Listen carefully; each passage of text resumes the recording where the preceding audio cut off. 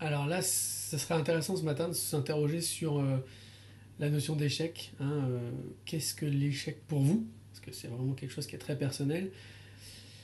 Quand vous racontez votre histoire, à quel moment vous identifiez qu'il y a un échec dans votre histoire personnelle et pourquoi vous dites ça?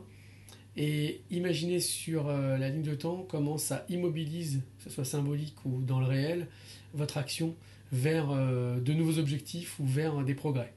Donc là, effectivement, c'est très subjectif et l'idée c'est de requalifier ces échecs. Alors ça, on le voit plus précisément dans un module de la formation que j'anime. Mais en tout cas, déjà s'interroger sur l'échec. Alors moi, je peux déjà vous donner une première piste, c'est que l'échec n'est un échec que si il nous immobilise sur la ligne de temps, à un endroit ou par rapport à un sujet, ou s'il nous met à l'arrêt.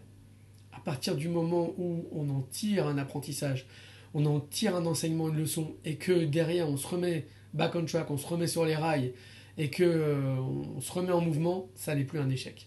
Donc, analysez ce qui vous est arrivé, ou quand vous racontez votre histoire, et voyez comment vous pouvez remettre en mouvement, remettre du mouvement à l'intérieur de ça, comment n'importe quel événement peut être requalifié autrement.